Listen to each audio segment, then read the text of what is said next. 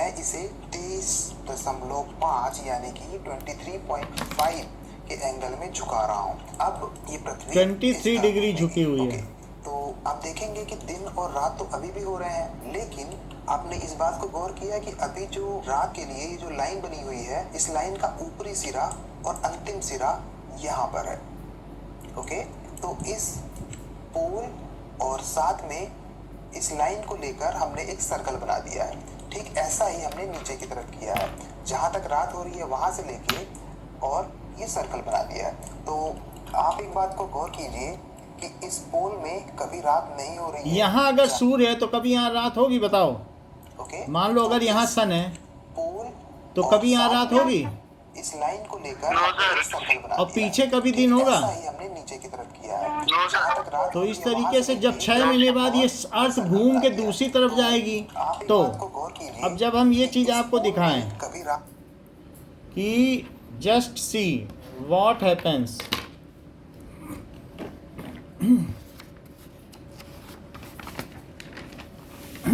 जैसे अर्थ 23.5 मिनट अपनी एक्सिस पे घूमी हुई है ऐसे, और ये ऐसे ऐसे घूम रही है, ऐसे घूम रही, और ये सन है।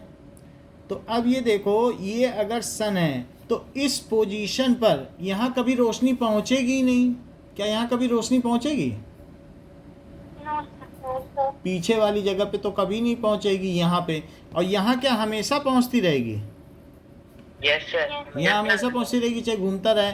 और ये इक्वेटर है, तो इक्वेटर है, इक्वेटर पर भी ठीक है पहुँचती रहेगी, इक्वेटर पे तो सीधी पहुँचेगी।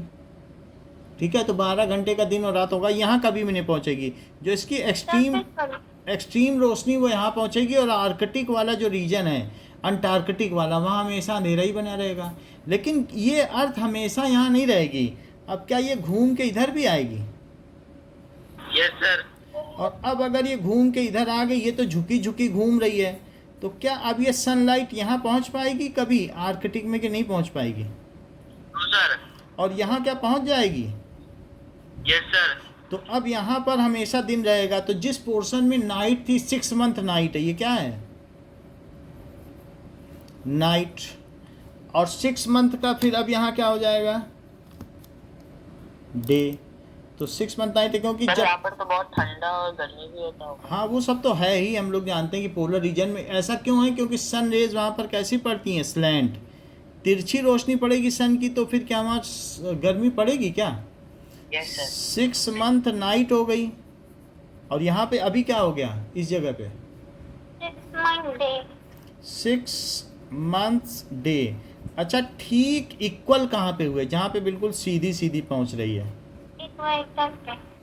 इक्वेटर पे इक्वल हुए। और इक्वेटर से अगर हम दूर चलते गए, अगर हम ऊपर दूर चलते गए तो दिन बढ़ेगा, और नीचे दूर चलते गए तो क्या बढ़ेगी? नाइट। क्योंकि नीचे आप देख रहे हो कि यहाँ पर 6 महीने का रात है। तो as we move upper and upper, the duration of day increases, duration of day increases. लेकिन ये 6 महीने तक ये सुविधा मिलेगी, फिर यहाँ पर आ जाओगे तो ड्यूरेशन ऑफ नाइट इंक्रीज हो जाएगी। बोलो, बात सही है? Increases then day. और यहाँ पर अभी क्या है? अब यहाँ पर अगर ऊपर बढ़ते गए तो अब क्या बढ़ेगा, बताओ? Duration of night increases. ऐसा होता चला जाएगा। तो इस तरीके से ये जो पोल है, यहाँ पर हम देख रहे हैं कि 6 मंथ डे है, और इस तरीके से यहाँ 6 मंथ डे और ये 6 मंथ नाइट है। तो यही हम बताना चाहते हैं कि इक्वेटर में तो 12-12 घंटे का है, और ऊपर चलने पे दिन बड़ा है। ठीक है ना? या फिर रात बड़ी है, अगर इधर है तो रात बड़ी है। अब इसी चीज़ को लिख लें। पहले हमने क्या लिखा है कि कश्मीर आंसर में ही है। नहीं, अब इसी के ऊपर तो अभी तक हमने लिख दिया ना, Kashmir is far away from equator. और एज जो earth is revolving at 23.5 degree tilted at its own axis. Earth कैसे घूम रही है? अर्थ इज 23.5 डिग्री ना, वो बेंट है, टिल्ट होके घूम रही है। So as earth is revolving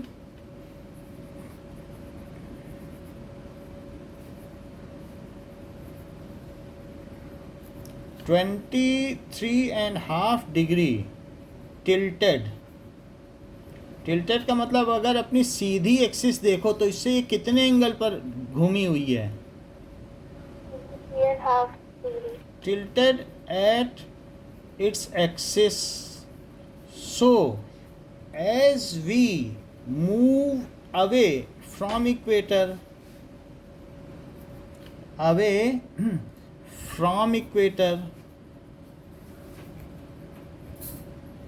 then either sun rays are falling for more duration और लेसर ड्यूरेशन है। दोनों तरीके हमने बता दिए ना, यहाँ पे मोर ड्यूरेशन है और यहाँ आ गए तो क्या हुआ?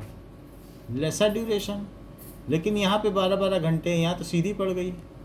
तो then sun rays are either falling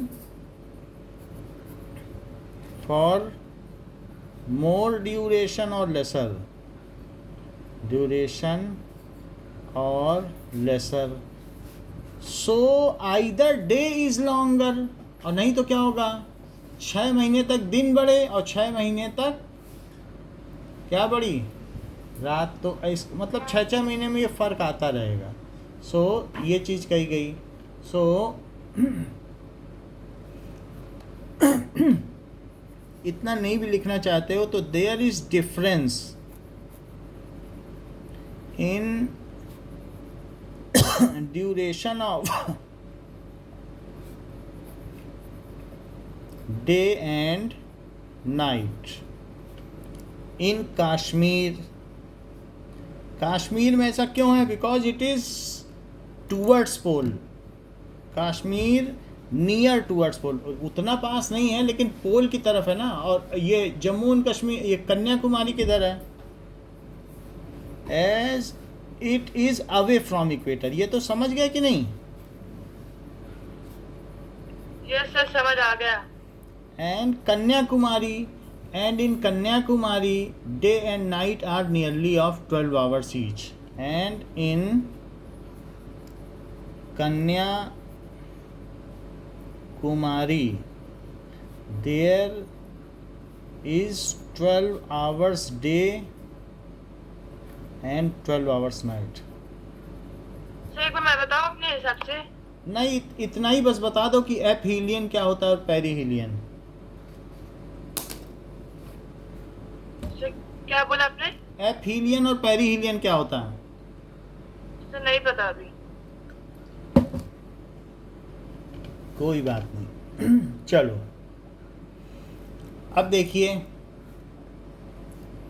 कि रिफर सर टू। ये होता है कि सर जब चांद, सन और अर्थ एक लाइन में आ जाते हैं, ये नहीं होता है। जो ये AM PM होता है क्या? यहाँ पर सन यहाँ पर है, ये ठीक मिडिल में नहीं है। सन यहाँ पर है, तो जब अर्थ इसके पास में आ जाती है तो उसको कहते हैं पेरीहीलियन। क्या कहते हैं? पेरीहीलियन। और जब इससे दूर चली जाती है तब क्या कहते हैं? एपीहीलियन। एपहीलियन। हीलियन का मतलब क्या होता है बताओ? Sir helium. हीलियन। हीलियन किसको कहते हैं? सूर्य को। क्या ग्रीक में? जियोस किसको कहते हैं? सर धरती को। अर्थ को। ल्यूनार किसको कहते हैं ग्रीक में? सर मून को। चांद को। और हीलियन किसको कहते हैं? सूर्य को। ठीक है ना? तो हम किसके चारों ओर चक्कर लगाते हैं? सर हीलियन। हीलियन। तो क्या हमारा जो मॉडल है वो हीलियोसेंट्रिक है? हीलियन के चारों तरफ, हीलियन हमारे सेंटर में है।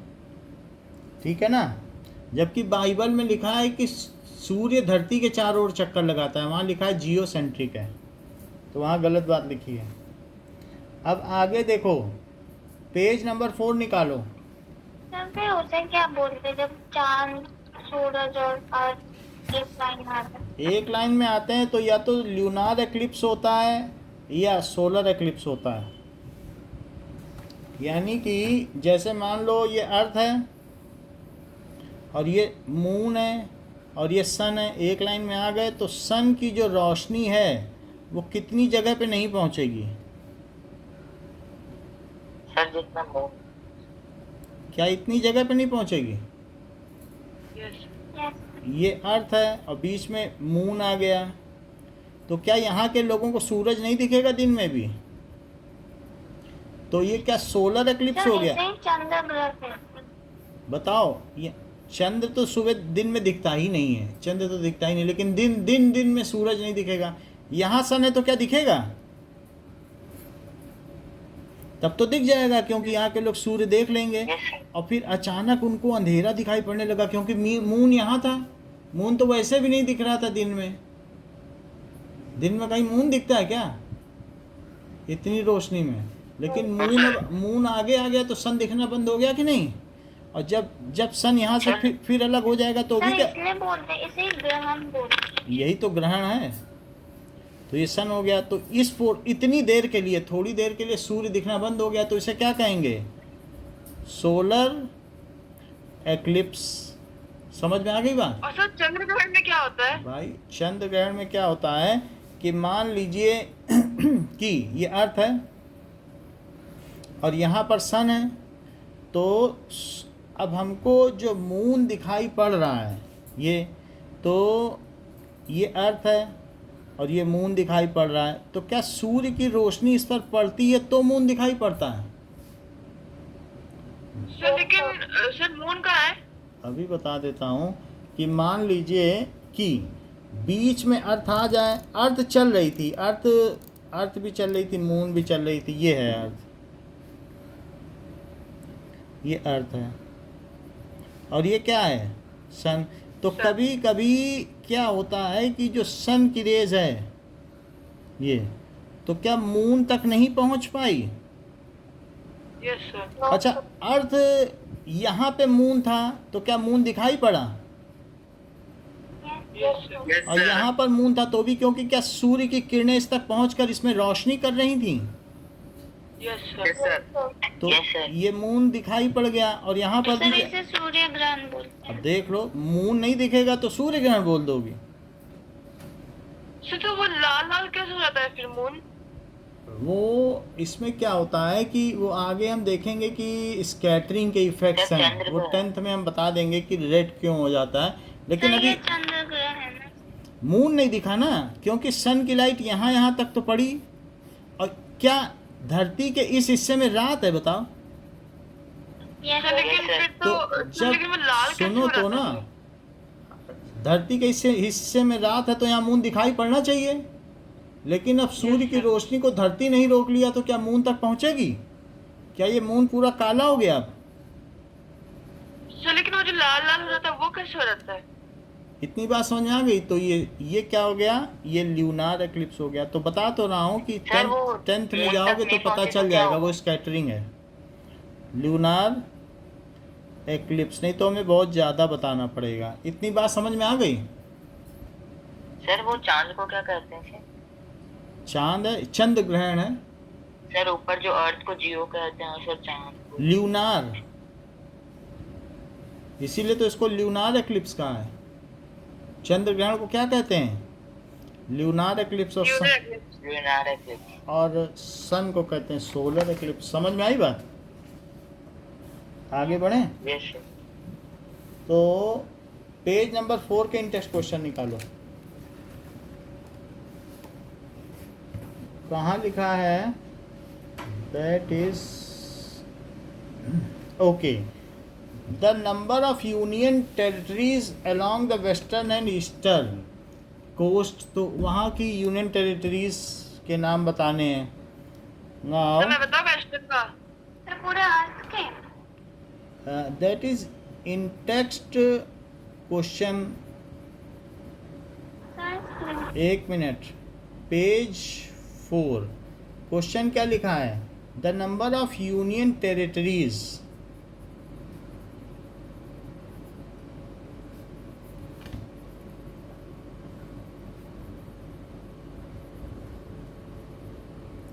ठीक है, along western and eastern coast, along yes sir.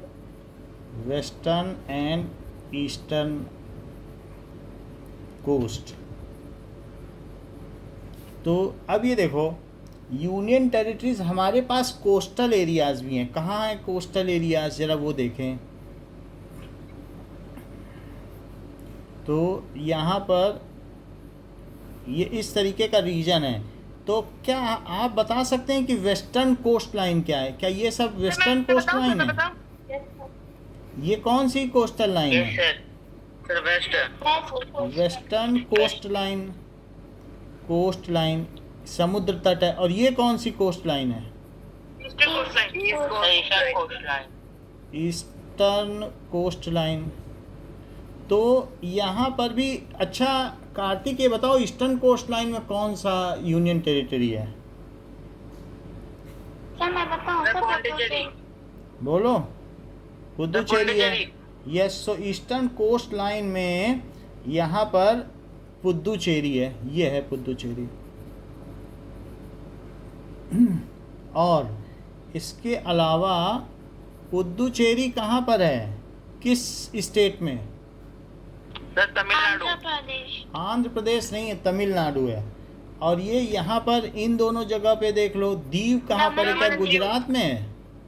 दमन गुजरात में। और दमन है महाराष्ट्र महाराष्ट्र में। और गुजरात में। और दादरा एंड नगर हवेली भी यहीं पर है, यस सर। गुजरात के पास है। तो दादरा सर ये एंड, कौन से स्टेट है? ये सब महाराष्ट्र में है। दमन और दादरा एंड नगर हवेली, नगर हवेली। और इसके अलावा इतनी चीज़ें हैं बस जो हमारे और सर ईस्ट में सर अंडमान निकोबार और वेस्ट में लक्षद्वीप भी तो है। वो कोस्टल लाइन में नहीं माना जाता है, वो अलग से माना जाता है। सो ये देखो कि दमन एंड दीव, आंसर क्या है?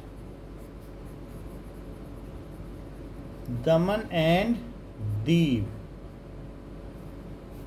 Dadra coast line and Nagar Haveli, Nagar Haveli. Okay, on western coast, coast line तो लिखा ही नहीं, कोस्ट लिखा है सर। Western coast. तो अभी देख लेते हैं नेट में, in western coast, western coast book में लिखा होगा कहीं पर, बुक से ही तो लिया गया है आंसर। एंड पुदुचेरी, ठीक है। थोड़ा ऊपर करिए। हाँ, Puducherry on eastern coast, Puducherry on eastern coast. तो इस तरीके से समझ में आ गई बात। अब देखो यस सर, समझ आ गई। Area wise which is the smallest and which is the largest state? कौन सा? मैं बता दूं? हाँ बता दो। स्मॉलेस्ट गोवा है, लार्जेस्ट स्टेट राजस्थान है सर। उसका स्क्वायर वो इसका जो एरिया है वो है 342239 स्क्वायर किलोमीटर। और स्मॉलेस्ट स्टेट है गोवा, जिसका की एरिया है 3702 square kilometre. Okay, which is largest state? So area wise कौन सा है? So now the smallest state Goa and largest state is Rajasthan. The, हाँ बोलो। सर पूरे अर्थ में एक जगह है ना जहाँ पे 94 लोग ही रहते हैं। हाँ अभी बताता हूँ। The smallest state is Goa and largest state is Rajasthan. Okay, इतनी बात तो आपको समझ में आ गई। आज का पूरा वीडियो रिकॉर्ड नहीं हो पाया है, सिर्फ 19 मिनट्स का हुआ है, हम ऑन करना भूल गए थे। तो वैसे समझ में तो आ गया ना आपको, पीडीएफ हम भेज देंगे। नाउ और सर एरिया नहीं लिखना है इनका। The smallest country of the world, Vatican City. According to history.com, ये वेटिकन सिटी है, जो जहाँ City is the पर smallest country. ये बहुत छोटा सा कंट्री है। ये हम आपको दिखा दे रहे हैं कि ये एक कंट्री है जो पिलर पे बसा हुआ है। सर स्टेट है या कंट्री? कंट्री। इसको कहते हैं तो सर यहाँ पे खाना पीने देख लो कैसे लाते हैं? क्या लिखा है, सी लैंड द टाइनीएस्ट नेशन। लोग होते हैं ना सर यहाँ मेरे पे। को बात ही कुछ है। सर यहाँ देख लो सर यहाँ की पॉपुलेशन अब 8 पीपल थी। 24 पीपल है, ठीक है। क्या कभी पता कभी स्कूल कुछ लोग हॉस्पिटल मर को- जाएंगे तो कितने लोग हो जाएंगे, 27 लोग हो जाएंगे। और इसका एरिया 0.004 स्क्वायर किलोमीटर है। तो सर ये यहाँ पे खाना सब कैसा खाना पीना तो आ जाता है। ब्रिटिश पहले ब्रिटिश के अंडर में था, ब्रिटिश ने सेकंड वर्ल्ड वार में इसको बनाया था, फिर इसको अबेंडन कर दिया। तो यहाँ के लोगों पर किसी भी नेशन का कब्जा नहीं रहा, ब्रिटिश ने भी इसे छोड़ दिया, तो इसको एक इंडिपेंडेंट कंट्री का नाम दे दिया सर गया। यहाँ पे खाना कैसे खाते हैं? ठीक है, तो इसको स्मॉलेस्ट कंट्री जिसको सी लैंड कहते हैं, इनके अपना शिप है, शिप से खाना आता जाता है,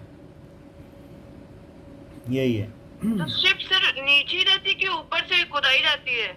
अब वो कुछ ना कुछ इसका अरेंजमेंट होगा, but this is the only ये है। या फिर सर कहीं और से मंगवाते?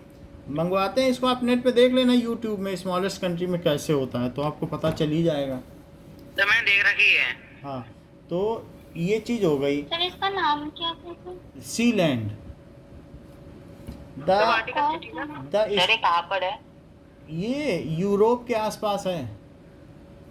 सर इसका नाम वाटिकन सिटी है ना? वेटिकन सिटी तो नहीं होगा, सी लैंड इसका नाम है। वेटिकन सिटी में तो बहुत लोग रहते हैं, 1000 लोग रहते हैं। तो ये है the state which do not have an international border that lie on the coast. ऐसा कोई स्टेट बताओ जिसका कोई, जो किसी सर इंटरनेशनल, हरियाणा। देखो, और कोस्ट में भी पड़ता हो, उसके किनारे समुद्र का किनारा भी हो। सर गुजरात। सर मैं बताऊं सर हरियाणा, झारखंड, मध्य प्रदेश, तेलंगाना और छत्तीसगढ़।